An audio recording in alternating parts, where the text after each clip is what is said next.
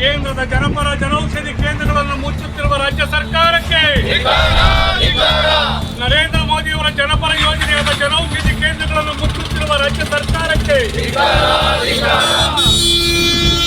ಮೊಳಕಾಲ್ಮೂರು ಸುದ್ದಿ. ಸರ್ಕಾರಿ ಆಸ್ಪತ್ರೆಗಳಲ್ಲಿ ಜನ ಔಷಧಿ ಕೇಂದ್ರ ಕ್ಲೋಸ್. ರಾಜ್ಯ ಸರ್ಕಾರದ ಆದೇಶಕ್ಕೆ ಬಿಜೆಪಿ ಆಕ್ರೋಶ. ಮೊಳಕಾಲ್ಮೂರು ಪ್ರಧಾನಮಂತ್ರಿ ನರೇಂದ್ರ ಮೋದಿ ಅವರ ಮಹತ್ವಾಕಾಂಕ್ಷೆಯ ಭಾರತೀಯ ಜನ ಔಷಧಿ ಯೋಜನೆಯಡಿ ನಿರ್ಮಿಸಲಾದ ಜನ ಔಷಧಿ ಕೇಂದ್ರಗಳಿಗೆ ಇದೀಗ ರಾಜ್ಯ ಸರ್ಕಾರ ಕತ್ತರಿ ಹಾಕಲು ಹೊರಟಿದೆ ಎಂದು ಬಿಜೆಪಿ ಮಂಡಲ ಅಧ್ಯಕ್ಷ ರಾಮರೆಡ್ಡಿ ಆಕ್ರೋಶ ವ್ಯಕ್ತಪಡಿಸಿದರು. ಪಟ್ಟಣದ ಸರ್ಕಾರಿ ಸಾರ್ವಜನಿಕ ಆಸ್ಪತ್ರೆಯ ಆವರಣದಲ್ಲಿ ರಾಜ್ಯ ಸರ್ಕಾರದ ಈ ಜನವಿರೋಧಿ ಕ್ರಮ ವಿರೋಧಿಸಿ ಮೌನ ಪ್ರತಿಭಟನೆಯಲ್ಲಿ ಭಾಗವಹಿಸಿ ಮಾತನಾಡಿದರು. ಪ್ರಧಾನಮಂತ್ರಿ ನರೇಂದ್ರ ಮೋದಿ ಅವರು ದೇಶದ ಜನಸಾಮಾನ್ಯರಿಗೆ ಅಗತ್ಯ ಔಷಧಿಗಳನ್ನು 50% ರಿಂದ 80% ರಿಯಾಯಿತಿ ದರದಲ್ಲಿ ಒದಗಿಸುವ ಕೇಂದ್ರದ ಯೋಜನೆಯೇ ಪ್ರಧಾನಮಂತ್ರಿ ಭಾರತೀಯ ಜನ ಔಷಧಿ ಯೋಜನೆ. ಆದರೆ ಈ ಯೋಜನೆಯಡಿ ನಿರ್ಮಿಸಲಾದ ಜನ ಔಷಧಿ ಕೇಂದ್ರಗಳಿಗೆ ಇದೀಗ ರಾಜ್ಯ ಸರ್ಕಾರ ಕತ್ತರಿ ಹಾಕಿದೆ. ರಾಜ್ಯದ ಸರ್ಕಾರಿ ಆಸ್ಪತ್ರೆಗಳ ಆವರಣದಲ್ಲಿರುವ ಜನೌಷಧಿ ಕೇಂದ್ರಗಳನ್ನು ಬಂದ್ ಮಾಡುವಂತೆ ರಾಜ್ಯ ಸರ್ಕಾರ ಆದೇಶ ಹೊರಡಿಸಿತ್ತು. ರೋಗಿಗಳು ಯಾವುದೇ ಔಷಧವನ್ನು ಆಸ್ಪತ್ರೆಯ ಹೊರಗೆ ಖರೀದಿಸದಂತೆ ನೋಡಿಕೊಳ್ಳುವುದು ಸರ್ಕಾರದ ಆದ್ಯತೆಯಾಗಿದೆ. ಆದ್ದರಿಂದ ಸರ್ಕಾರಿ ಆಸ್ಪತ್ರೆಗಳಲ್ಲಿ ಜನೌಷಧ ಕೇಂದ್ರಗಳನ್ನು ಸ್ಥಗಿತಗೊಳಿಸಲು ನಿರ್ಧರಿಸಲಾಗಿದೆ ಅಂತ ರಾಜ್ಯ ಆರೋಗ್ಯ ಇಲಾಖೆ ತಿಳಿಸಿತ್ತು.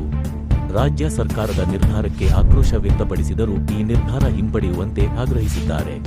ಈ ಸಂದರ್ಭದಲ್ಲಿ ಪಿಎಂ ಮಂಜುನಾಥ, ಹಿರಿಯ ಮುಖಂಡರಾದ ಈಶ್ವರಪ್ಪ, ಚಂದ್ರಶೇಖರ ಗೌಡ, ತಿಪ್ಪೇಸ್ವಾಮಿ ಹಾಗೂ ಪ್ರಧಾನ ಕಾರ್ಯದರ್ಶಿ ಎನ್ಪಿ ಪ್ರಭಾಕರ ಹಾಗೂ ಜಿಲ್ಲಾ ರೈತ ಮೋರ್ಚಾ ಪ್ರಧಾನ ಕಾರ್ಯದರ್ಶಿ ನಾಗರಾಜ್, ಪಟ್ಟಣ ಪಂಚಾಯಿತಿ ಅಧ್ಯಕ್ಷೆ ಶ್ರೀಮತಿ ಲೀಲಾವತಿ ಸಿದ್ದಣ್ಣ ಹಾಗೂ ಉಪಾಧ್ಯಕ್ಷರು ಕೆ ತಿಪ್ಪೇಸ್ವಾಮಿ ಹಾಗೂ ಪಟ್ಟಣ ಪಂಚಾಯಿತಿ ಸದಸ್ಯರಾದ ಇ ಲಕ್ಷ್ಮಣ್, ಮಂಜಣ್ಣ, ಭೀಮಣ್ಣ, ಪೃಥ್ವಿರಾಜ್ ಹಾಗೂ ಮೂರ್ತಿ, ಶಾಂತಾರಾಮ್, ಬಸಪತಿ, ಹರೀಶ್, ರಾಮಾಂಜಿನಿ, ಪ್ರವೀಣ್, ನಿಂಗಣ್ಣ ಮುಂತಾದವರು ಉಪಸ್ಥಿತರಿದ್ದರು.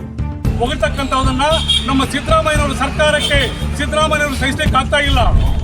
ಖಾಸಗಿ ಮೆಡಿಕಲ್ ಕಂಪನಿಗಳಿಗೆ ಇವತ್ತು ಅವರ ಒತ್ತಡಕ್ಕೆ ಮಣಿದು ಇವತ್ತು ಈ ಜನೌಷಧಿ ಕೇಂದ್ರಗಳನ್ನು ಮುಚ್ಚಲಿಕ್ಕೆ ಹೊರಟಿದ್ದಾರೆ.